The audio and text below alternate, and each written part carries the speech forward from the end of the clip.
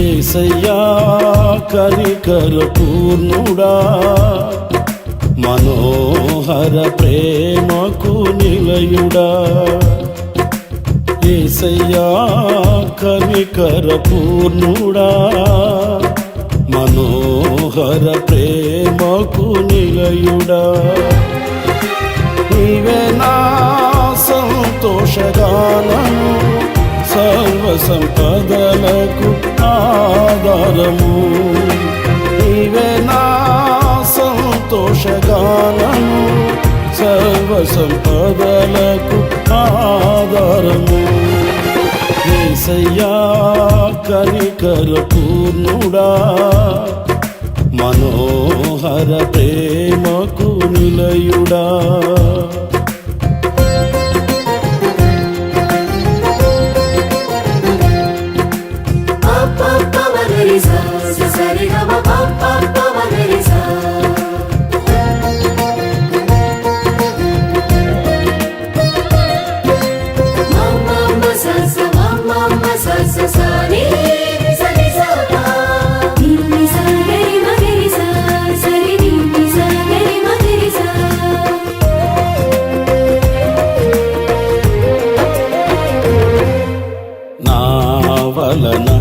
ఇదియు ఆశించకయే ప్రేమించితివి, నన్ను రక్షించుటకు ఉన్నత భాగ్యము విడచితివి.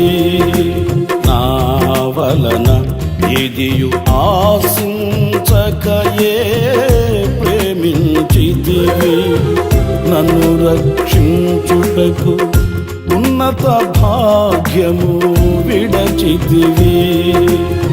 సిలువమానుపై రక్తము కార్చి రక్షించితివి, శాశ్వత కృప పొంది జీవింతును ఇలా నీ కొరకే. సిలువమానుపై రక్తము కార్చి రక్షించితివి, శాశ్వత కృప పొంది జీవింతును ఇలా నీ కొరకే. యేసయ్యా కనికర పూర్ణుడా, మనోహర ప్రేమకు నిలయుడా. యేసయ్యా కనికర పూర్ణుడా, మనోహర ప్రేమకు నిలయుడా.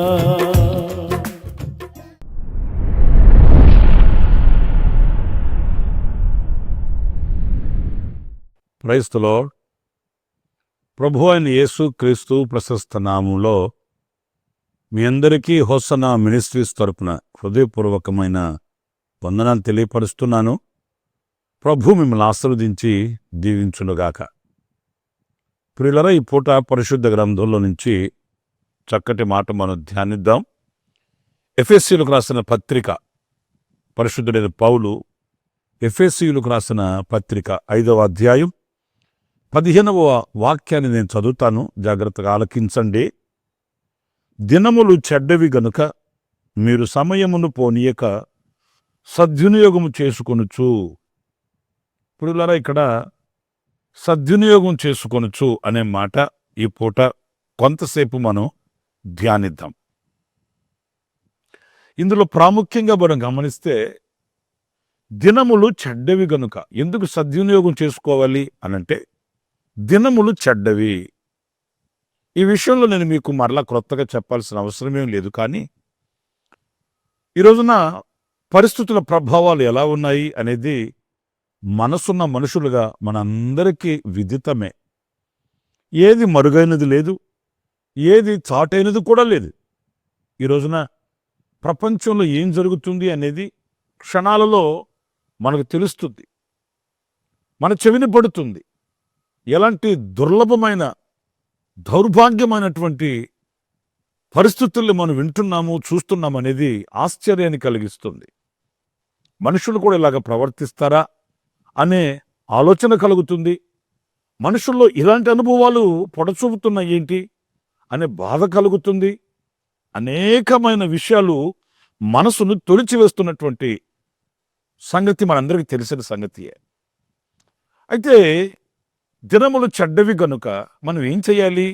ఏదో జరుగుతున్న వాటిని చూసి అలజడి పాలైపోయి, లేక కలవరపడిపోయి, ఆందోళనతో మనం బ్రతకడం కాదు, కానీ ఉన్న సమయాన్ని సద్వినియోగం చేసుకోవాలని పరిశుద్ధుడు పౌలు ఇప్పుడు కాదు, అప్పుడే ఈ ఎఫెసులో ఉన్న సంఘ విశ్వాసులైన వారికి ఆయన వ్రాసి పెట్టాడు.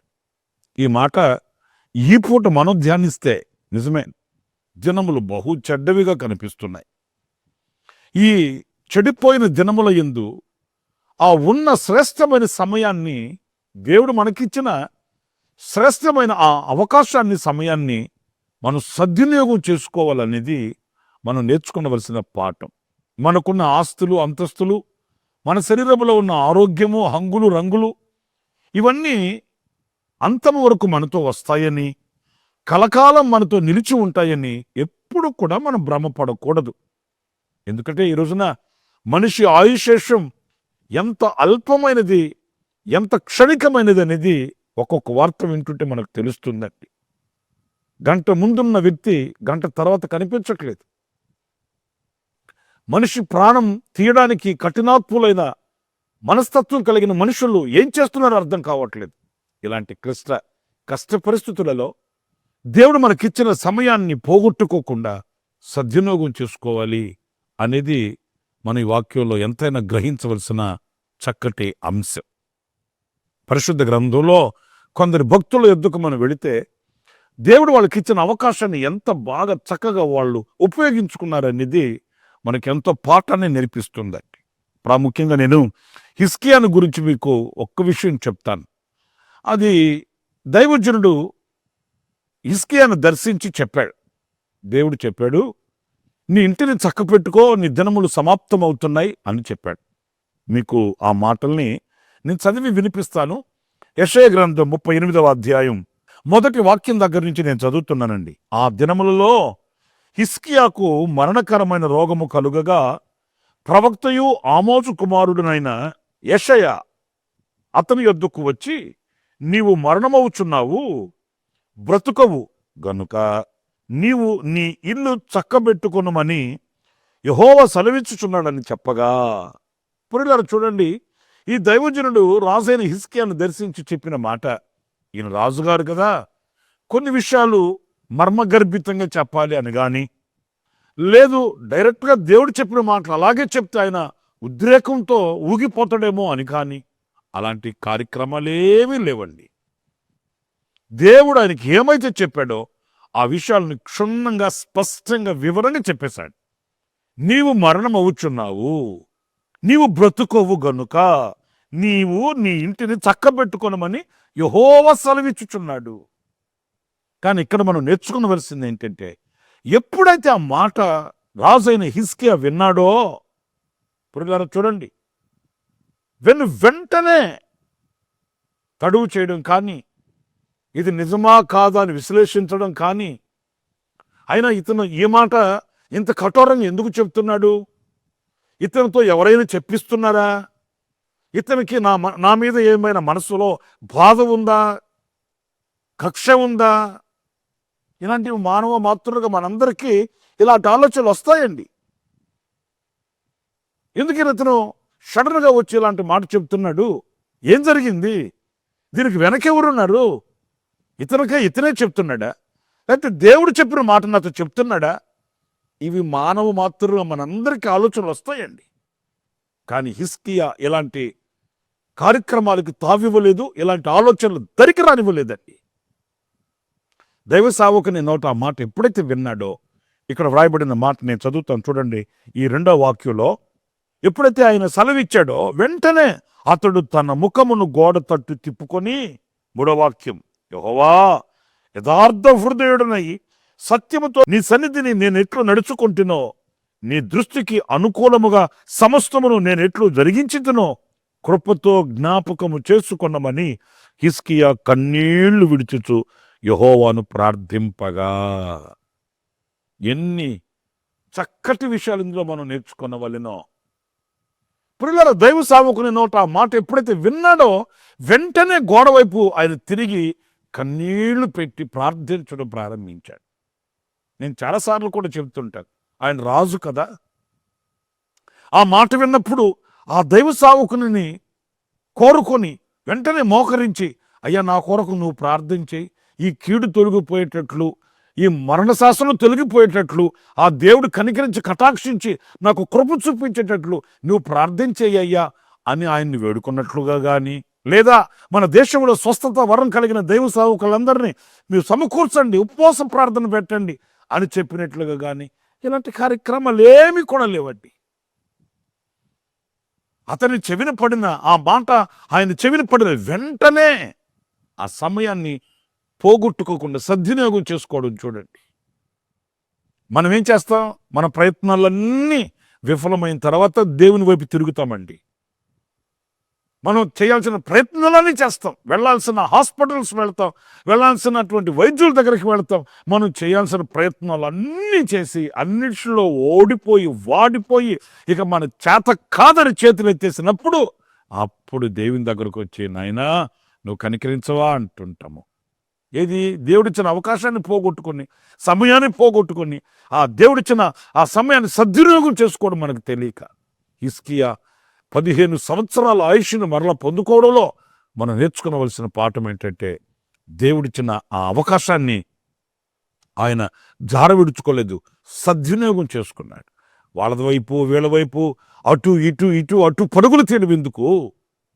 నా మొర ఆలకించగలిగిన దేవుడు ఉన్నాడు కదా, నా ప్రార్థన వినగలిగిన దేవుడు ఉన్నాడు కదా, నాకు ప్రత్యుత్తరం ఇవ్వగలిగిన శక్తి గల దేవుడు నాకు సమీపాన ఉన్నాడు కదా. నిజముగా మొరపెట్టువానికి ఆయన సమీపంగా ఉంటాడు, ఆయన కన్నీళ్లు తుడుస్తాడు, నా ప్రార్థన ఆలకిస్తాడన్న విశ్వాసం చేత వెంటనే ప్రభు వైపు తిరిగాడు, అద్భుతాన్ని చూశాడండి. ఆ సెలవిచ్చిన దైవజనుడు నడిమిసాల దాటక మునిపే యెహోవా సెలవిస్తున్నాడు, నువ్వు హిజ్కియా యుద్ధకు వెళ్ళి అతనితో మరలా ఇలాగ చెప్పు, 15 సంవత్సరాల ఆయుష్ని అతనికి పొడిగించానని చెప్పు. 15 సంవత్సరాల ఆయుష్ని ప్రభు దగ్గర నుంచి తీసుకుని వచ్చిన ఆ ప్రార్థన సరి అయిన సమయంలో చేశాడండి. రైట్ టైంలో ప్రభు వైపు తిరిగాడండి. ఈరోజున మనం ఎంత సమయాన్ని పోగొట్టుకుంటున్నాం, ఎంత సమయాన్ని జార విడుచుకుంటున్నాం, ఎన్ని దీవెనలు మనం పోగొట్టుకుని రిక్తహస్తాలతో నిలబడుతున్నాం అనేది మన అంతరాత్మకు తెలుసు, మనకు తెలుసు. కనుక నా ప్రియమైన సహోదరులారా, దేవుడు మనకిచ్చిన సమయాన్ని సద్వినియోగం చేసుకున్న వాళ్ళని ఈ వాక్యంలో మనం గ్రహించవలసి ఉంది. ఇంకొక వ్యక్తిని గురించి కూడా నేను మీకు జ్ఞాపకం చేస్తాను. ఆ వ్యక్తి ఎవరు అనంటే లూదియా అనబడిన స్త్రీ. ఎంతో శ్రేష్టమైన మధురమైన అనుభవాలు అక్కడ మనకు కనిపిస్తాయి. అపోస్తలుల కార్యాల గ్రంథం 16వ అధ్యాయం 13వ వాక్యాన్ని నేను చదువుతున్నానండి. విశ్రాంతి దినమున గవిని దాటి నదీ తీరమున ప్రార్థన జరుగుననుకొని అక్కడికి వచ్చి కూర్చుండి కూడి వచ్చిన స్త్రీలతో మాట్లాడుచుంటిమి. అప్పుడు లూదియను భక్తిగల ఒక స్త్రీ వినుచుండెను. ఆమె ఓదారంగు పొడిని అమ్ము తుయతైరా పట్టణస్థురాలు. ప్రభు ఆమె హృదయమును తెరిచెను గనుక పౌలు చెప్పిన మాటల యందు లక్ష్యముంచెను. ప్రియులారా చూడండి, ఆమె కొందరు స్త్రీలు ప్రార్థన చేసే సమూహంలో ఉంది. మరి ఆమె ఎంతకాలం నుంచి అక్కడికి వచ్చి ప్రార్థన చేసుకొని వెళ్తుంది మనకు తెలియదు. కానీ ఆ రోజు ఏం జరిగింది? ప్రార్థన చేసుకునే కొందరు స్త్రీలు సమూహంగా సమకూర్చబడ్డారు. పరిశుద్ధుడైన పౌలు కూడా అక్కడికి వెళ్ళాడు. సరే, ఈ చరిత్రలో మనం గమనిస్తే పౌలు చెప్తున్న మాటలు ఆమె లక్ష్యం ఉంచి లేక ఆ మాటల్ని ఆసక్తిగా శ్రద్ధగా వినిందండి. ఆమె హృదయం తెరవబడింది. నిజమే, ఆసక్తిగా దేవుని మాటలు వింటే, వాక్యాన్ని వింటే ఆ వాక్యము హృదయంలో క్రియ చేస్తుందండి. వాక్యమందు లక్ష్యం ఉంచి, వాక్యమందు మనసు పెట్టి, వాక్యమందు శ్రద్ధ కలిగి గనక మనం విన్నవారం అయితే వాక్యం ఎప్పుడు నిరర్ధకం కాదు. మనం వాక్యం చదువుతుంటాము, మనసు ఎక్కడో ఉంటుంది. వాక్యం వింటుంటాము, మనసు ఎక్కడో ఉంటుంది. కానీ అలా కాదు, మనస్సు పెట్టి ఆమె వాక్యం వినింది. ఆ వాక్యం ఆమె హృదయాన్ని తెరిచింది. అయితే ఇక్కడ నేను మీతో చెప్పాలనుకున్న మాట ఏంటంటే 15వ వాక్యం చదువుతున్నానండి. ఆమెయు ఆమె ఇంటి వారును బాప్తిస్మము పొందినప్పుడు ఆమె నేను ప్రభువునందు విశ్వాసము గలదానని మీరు ఎంచితే. చూడండి, ఇక్కడ మనకు ఆశ్చర్యాన్ని కలిగించే మాట ఏంటంటే, ఎప్పుడైతే ఆమె హృదయం తెరవబడిందో ఆమె ఇంటి వారిని బాప్తిసం పొంది ఇక తడువు చేయలేదండి. వెంటనే ఆ వాక్యానికి కట్టబడింది. ఆ వాక్యానికి ఆమె శిరస్సు వంచింది. ఆమె కాదు, ఆమె ఇంటి వారును బాప్తిసం పొందినప్పుడు ఆమె నేను ప్రభువునందు విశ్వాసము గలదానని మీరు ఎంచితే నా ఇంటికి వచ్చి ఉండుడని వేడుకొని మమ్మును బలవంతం చేసెను. వెంటనే ఇక ఆ సమయాన్ని పోగొట్టుకోలేదండి. బాప్తిసం పొందింది, వారిని తమ ఇంటికి ఆహ్వానించింది. ఆ దైవ ప్రత్యక్షత కలిగిన మనుషుల యొక్క స్వభావాలు చూడండి ఎలా ఉన్నాయో. మనం ఎన్నోసార్లు వాక్యం వింటుంటాం, కానీ చలించము, స్పందించము. ఆ వాక్యం మన గుండెలో క్రియ చేసినప్పుడు వెంటనే ఆ సమయాన్ని సద్వినియోగం చేసుకొని ఆ వాక్యానికి లోబడి ఆ వాక్యం ఏమి బోధిస్తుందో, ఏమి ప్రకటిస్తుందో, ఏమి సరిచేస్తుందో దానిని సంపూర్తి చేయడానికి మనం మనస్కరించమండి. తడువు చేస్తాం, ఆలస్యం చేస్తాం, ఇంకొక తరుణం కావాలని ఆశిస్తాం. లేకపోతే ఎన్ని పర్యాయాలు ప్రభు మనం దర్శించలేదు, ఎన్ని పర్యాయాలు ప్రభు మన హృదయాన్ని స్పర్శించలేదు, ఎన్ని పర్యాయాలు వాక్యం మనల్ని గద్దించలేదు, ఎన్ని పర్యాయాలు వాక్యం మనల్ని హెచ్చరించి నిలదీయలేదు. వింటుంటాము, గుండె గాయమవుతుంటుంది, అయినా దాటుకెళ్ళిపోతుంటాము. వింటుంటాము, స్పష్టంగా ప్రభు మాట్లాడుతున్న ఆ మాటలు గుర్తిస్తుంటాము, కానీ ఆ మాటల్ని పెడచెవిరి పెట్టి వెళ్ళిపోతుంటాము. ఎంత సమయం వ్యర్థమైపోతుంటుందో, ఎంత సమయాన్ని జార విడుచుకుంటుంటామో అనేది మీరు ఆలోచించాలి. ప్రియమైన సహోదరులైన మన పితరుల దగ్గరికి వాళ్ళు దేవుడు వారికి ఇచ్చిన ఆ మంచి శ్రేష్టమైన సమయాన్ని సద్వినియోగం చేసుకున్నారు. మీకు ఇంకొక విషయం కూడా చెప్పనా? ఒకసారి ఫిలిప్పుని ప్రభు ప్రేరేపించాడు. కందాకే మంత్రి రథంలో వెళుతున్నాడు, ఆయన కలుసుకోమని ప్రభు చెప్పాడు. ఆయన రథంలో వెళుతున్నాడు, ఈయన పరిగెత్తాలట. దేవుని ఆత్మ కలిగిన వ్యక్తి చూడండి, ఆ రథంలో వెళుతున్న అతన్ని ఈ ఫిలిప్ కలుసుకున్నాడు. కలుసుకున్నప్పుడు ఫిలిప్పు ఆయన పరిచయం చేసుకొని ఆయన రథంలో ఎక్కి కూర్చున్నాడు.